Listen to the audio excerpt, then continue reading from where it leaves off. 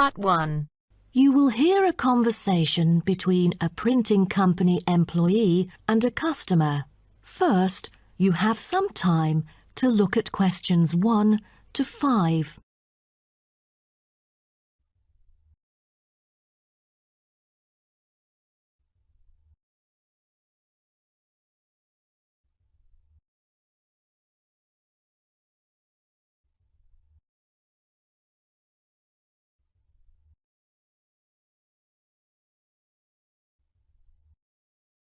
Now we shall begin. You should answer the questions as you listen, because you will not hear the recording a second time. Listen carefully and answer questions 1 to 5. Good afternoon. Welcome to Matrix Printing. I'm John Smith. How can I help you? Good afternoon. I'm here to reprint a brochure for our hotel. There are some pages that need revising. Sure. How may I address you? Oh, I'm Mary Jane from Central Hotel Chains. Nice to meet you. I've got samples of the previous version. I assume it is your company's advertising brochure. Yes. What exactly is the problem? Well, it was printed the year before, so some of the information is already out of date. There are also a couple of problems with the layout. Firstly, the letters of the address on the front page are far too small. It's hard to see when glancing at the cover. How big do you need it to be? Increase the letters by 3 font sizes. Just a minute. Let me take notes of your requirements. Okay, what else needs changing? The information regarding the pool should be deleted because it is currently under renovation and is not available. So, all of the relevant descriptions on page 2 should be removed? What do we replace it with? We can't just leave the whole page blank. Just fill it in with the introduction of our newly opened gym.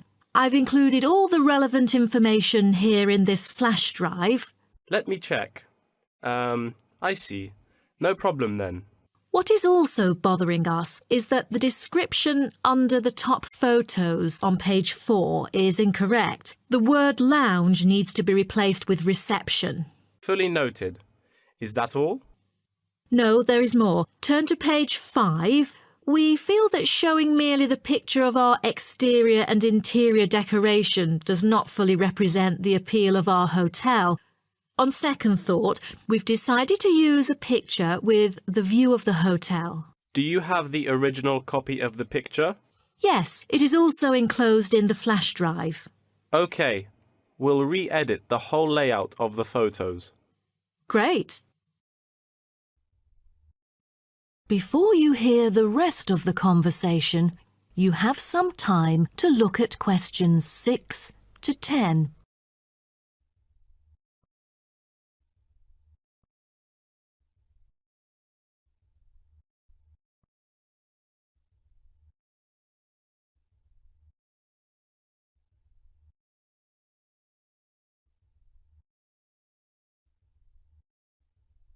Now listen and answer questions 6 to 10. Let's turn to the next page. Yes. What's wrong with that? It seems perfectly fine to me. At first sight, it seems fine, but according to the feedback of the customers, the prices do not stand out. So, we want to change the print from black to red to make it pop out. Okay, I've made notes of all of your requests. Is there anything else? I appreciate it. Just one final request. Could you translate the whole brochure into Spanish? We have customers worldwide, you know, especially those from Latin countries. No problem. What about other languages, like Japanese, Chinese, or German? These are our most popular target languages. I have to ask the manager about the Chinese version. There's been a surging number of Chinese clients during recent years. However, we don't need German or Japanese translations, as we currently don't have many customers from those two countries. Sure. Just keep me updated. So, roughly, when could we get the revised print? We need it before the end of July. It's late June now. Roughly, it'll take 3 weeks to re-edit. So it will definitely be ready before the deadline. Great. To where shall we send the samples? The address is number 9 Green Drive, Clifton, NY 21300. How do you spell Clifton? CLIFFTON, Clifton. And the telephone number? It's 9030366602. Also, if you have any further questions, you can reach me through this number. Okay.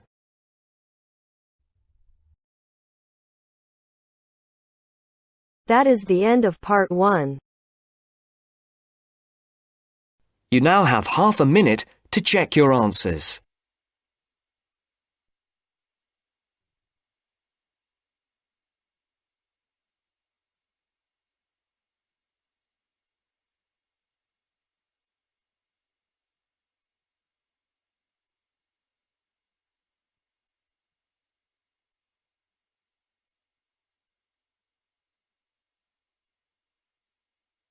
Now turns to part 2.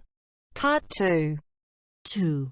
You'll hear a coordinator for the annual ski and snowboard exhibition talking to the audience about some practical information for the whole event.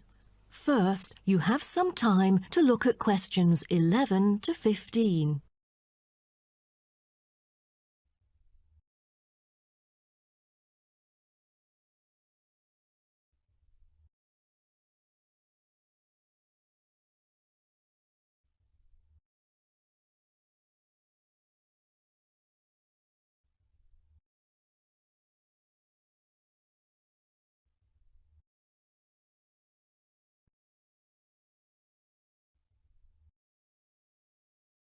Now, listen carefully and answer questions 11 to 15.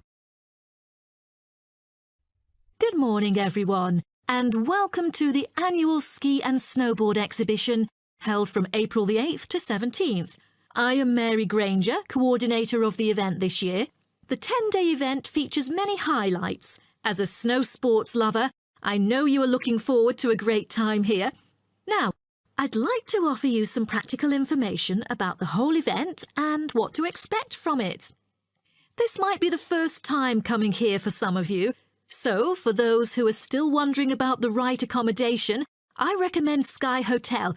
It has its own health and sports clubs, just like most of the hotels here, but I love it because of its incredibly cosy beds, which guarantees good rest after an exhausting day of exploration. If you haven't brought your own equipment, like poles, boots and skis, they are available for purchase or rent at Ski Set or Snow Rental. The exhibition this year provides a colourful look into the history of skiing and an inspiring peek into the future prospects of the sport. Apart from the fascinating photo exhibitions and the most up-to-date skiing gear like always, this year we have added 4 computers which can imitate the process of skiing, ensuring the same physical activity and sensations that appear during the skiing process on downhill slopes. But I have to warn you that it might be quite time-consuming to line up for the free trial experience. Many have posed the question as to how to enter the skiing and snowboarding competition. Well, rather than filling out the back of the entrance ticket or bombarding the committee with emails, the most effective method is by checking out the exhibition newsletter delivered every month for availability. At the most beloved local event, the exhibition has also drawn attention from the press. Last year, massive media coverage was on the worrisome amount of snowfalls. In order to avoid the same predicament, several artificial skiing slopes have been built. With more participants this year, we have lowered the entrance fee, which has been widely reported to local newspapers. A bonus for our participants is the ski programme. It offers a wide variety of lessons and sessions with qualified instructors, ensuring that all ages and abilities are catered to, from the first-timers to seasoned amateurs. I strongly advise you to sign up for the programme, as it is offering an unprecedented 30% discount. That's mainly because we are cooperating with the programme organiser, who promises affordable prices only for the participants of the festival this year. Before you hear the rest of the talk, you have some time to look at questions 16 to 20.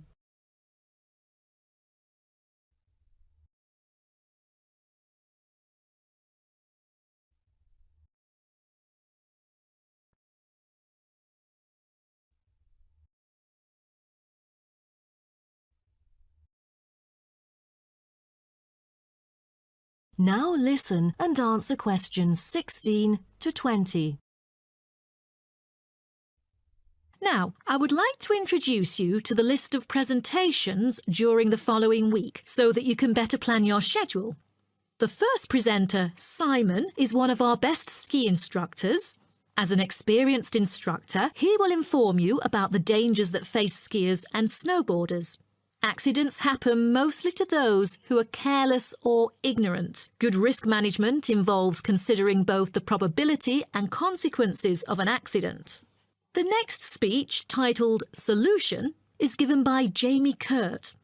A list of problems may occur to novice skiers and snowboarders, so he is going to offer useful information for first-timers on choosing the appropriate gears, the right dress code and ways of protecting your skin. For instance, some of you may have rented the skiing equipment, but rental footwear is notoriously uncomfortable. Then, Jamie will provide instructions to help make your footwear fit better. The third speech is about a documentary introducing skiing and snowboarding and the difference between the two sports.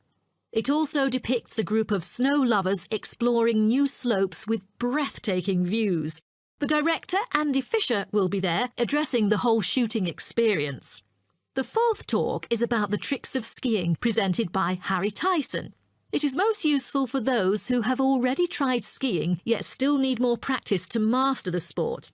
Harry will teach you how to turn more skillfully. A lot of people can keep their skis roughly parallel, but there's no point if you make it hard to work with and slide around out of control. Useful exercises will also be suggested to improve your parallel skiing technique so that you can tackle steeper slopes and enjoy yourself more. Jason Smith will be the last presenter, mainly addressing towards advanced skiers. He manages to apply snow climbing into skiing. Climbing in soft snow, you are floundering around. Walking becomes harder, so a good trick during climbing is to maintain a wider gait, approximately shoulder width, so that you are more stable while walking. This works for skiing as well. That is the end of part 2. You now have half a minute to check your answers.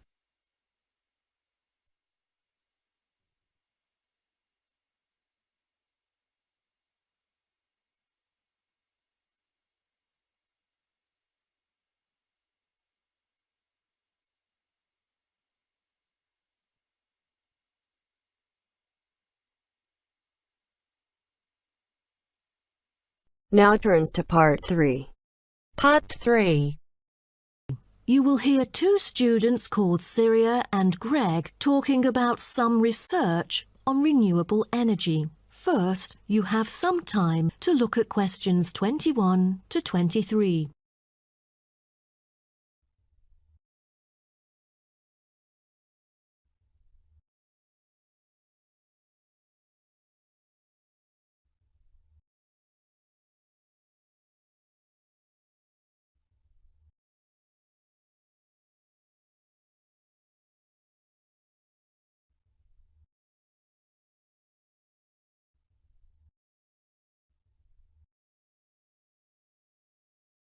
Now, listen carefully and answer questions 21 to 23.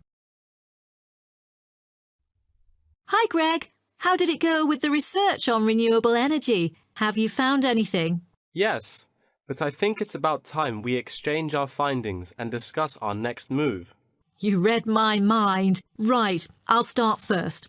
Germany is the very first country I dug into in order to find innovative means of creating clean energy because 15% of its national electricity supply comes from renewable sources. I found that apart from the traditional fossil fuel industry, there's a German firm that has initiated a project using kites to generate power. Really? I've never heard of it before. How does it work? As a substitution for traditional fossil fuels that release toxic gas into the atmosphere, the power-generating kites can function in any weather. Compared to conventional wind turbines, such kites can produce twice as much energy because the overall power density is proportional to altitude. Sounds like an efficient way of producing power. Okay, now let me tell you what I have found. There is an American company manufacturing school buses and city buses depending solely on electricity instead of gasoline. The all-electric vehicles can save up to 20 gallons of fuel on a daily basis. This could reduce transport budgets by over $10,000 each year, not to mention maintenance savings. Wow, impressive. If only there were more of these electric vehicles around. Well, over the years, South Africa has attached great importance to clean energy. The nation encourages using propane gas, which can either be extracted from natural deposits or be produced organically. It is normally stored in gas canisters as a type of cooking gas. To reduce the number of kitchen accidents, a new type of composite gas canister made of fiber was introduced. It is much safer and less likely to explode, even when engulfed in fire. Before you hear the rest of the talk, you have some time to look at questions 24 to 30.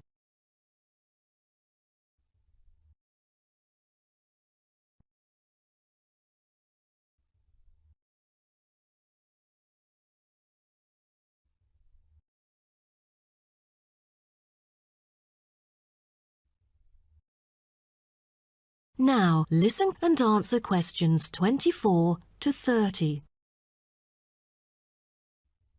Now, about the survey. Do you have any clues as to what kind of interviewees we should include? How about local companies doing business on clean energy products? Probably not the best choice of respondents. Remember the last time we asked corporate employees to do the questionnaire? Only about 5% of them were actually willing to participate.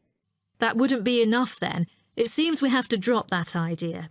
Then maybe we can ask the professors and administrative staff here to help us. They could provide their insights and understanding on energy production. It would be ideal if they would, but I'm afraid most of them are too busy to respond to the list of questions we've prepared. I guess the students here at the university would be more suitable. You're right, and it is a much bigger sample pool too. Also, I think we should include the locals. Their opinion is key to the promotion of renewable energy here in the town. But wouldn't it be difficult to collect data? There's no way the two of us could go from door to door to interview all the residents. There's no need to worry about that. We'll make it telephone interviews. That way, we'll have enough time to get sufficient data. Good idea. What should we present in our speech? Due to lack of media coverage, the majority of people actually have a limited understanding on renewable energy. Most of them aren't able to identify various types of renewable sources. So I feel we could start by clarifying what it is and the benefit of it compared to fossil fuels. That makes sense. We could start with wind energy. For centuries, wind has been used to do work. With the help of windmills, farmers used to pump water from wells or turn large grinding stones to grind wheat or corn. The windmills today generate electricity. The only problem is that it might not be windy all the time, so it is crucial to choose the appropriate site for wind farms. Well, I think we can also include comparisons between clean energy and traditional energy resources like coal, oil and natural gas. Maybe we can look into the prospect of these conventional sources of energy. The rising cost of fossil fuels and the threat of climate change is a concern to many. Totally. These traditional resources will deplete eventually. Renewable energy currently makes up less than 2% of the world's primary energy supply, and although growing very rapidly, it is not on course to fill the fossil fuel gap. Nuclear energy is another type of energy we ought to mention. Nuclear power plants can produce dependent power constantly and release far less greenhouse gases than other traditional power plants. But most people feel that this type of energy is unsafe because radiation isn't easily dealt with, especially in nuclear waste and maintenance materials. What should we end the speech with? Have you heard about a new type of energy called hydrogen fuel? It is an infinitely renewable fuel that doesn't have detrimental environmental effects. The only problem is that it is so expensive that only wealthy individuals can afford it. But I think overall, the benefits overshadow its high cost. I think that even though this new type of renewable energy is too expensive to use at the moment, in the long run, its price will go down and become more accessible. That is the end of part 3. You now have half a minute to check your answers.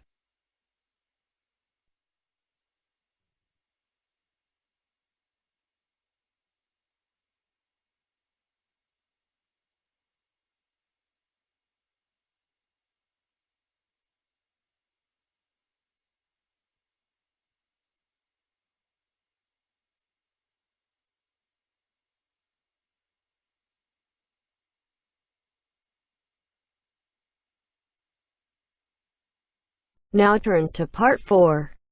Part 4. You'll hear part of a lecture about time measurement. First, you have some time to look at questions 31 to 40.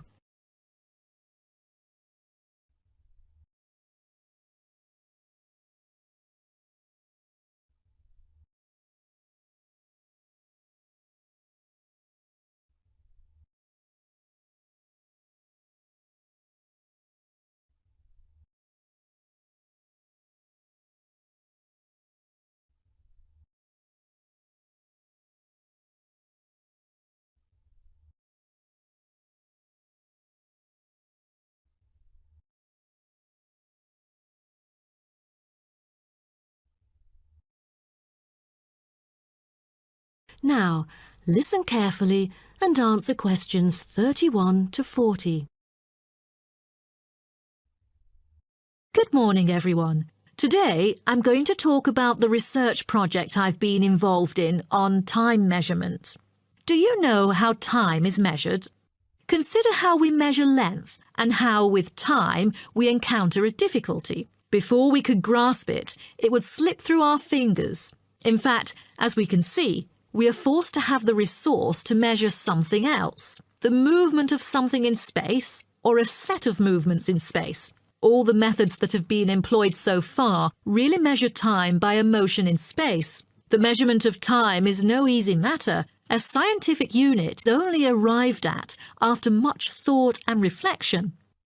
As the most primitive form of measurement, the sun seems to be natural. Ever since man first noticed the regular movements of the sun and stars, we have wondered about the passage of time. Prehistoric people first recorded time according to the sun's position. To start off, let us take noon, which is when the sun is on the meridian at the highest point of its course across the heavens, and when it casts the shortest shadow. But this measurement, which was regarded as a major one in ancient times, was less important than the natural events that occurred. The earliest natural events that had been recognised were in the heavens, but during the course of the year, there were many other events that indicated significant changes in the environment. Seasonal winds and rains, the flooding of rivers, the flowering of trees and plants, and the breeding cycles or migration of animals all led to natural divisions of the year, and the further observation and local customs led to the recognition of the seasons. Years later, precise measurements were invented because the passage of time was extremely important for astronomers and priests who were responsible for determining the exact hour for daily rituals and for important religious festivals. Apart from the connection with religion, accurate time measurement was also related to the government, since they divided the day or the night into different periods in order to regulate work and various events. For thousands of years, devices had been used to measure and keep track of time. The current sexagesimal system of time measurement dates back to approximately 2000 BCE from the Sumerians. It was found that the earliest ancient timekeepers were mainly invented and used in Mesopotamia, where the water clock was introduced from, as well as in North Africa, especially in the area of ancient Egypt.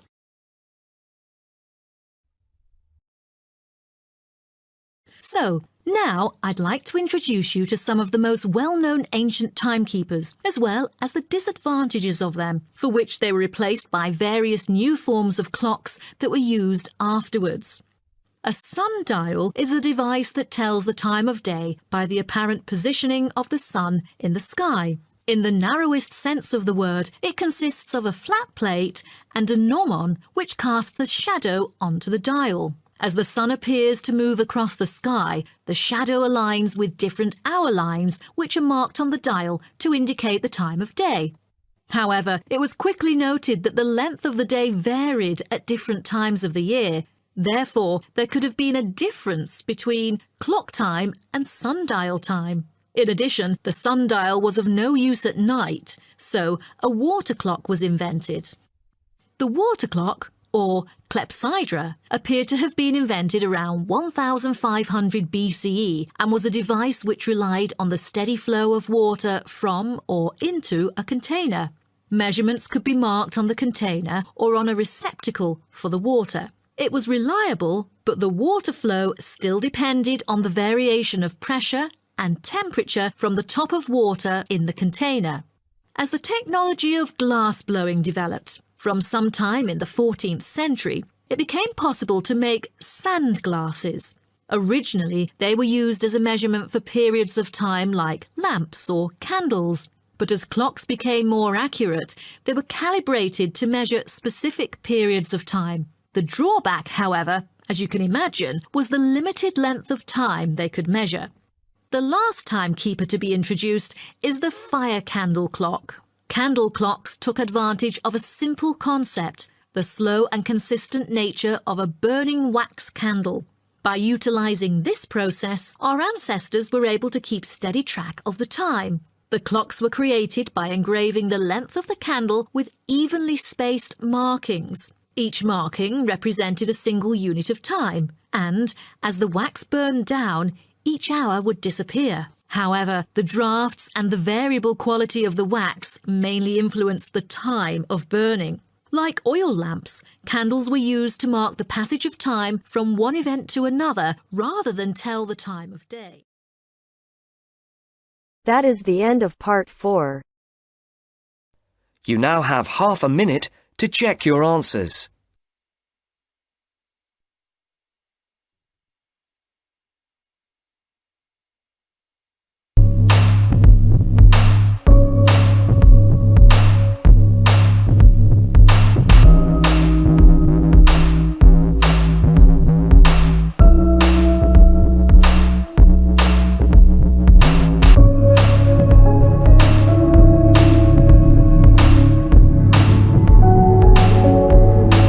That is the end of the test. You now have 10 minutes to transfer your answers to your Ielts listening answer sheet.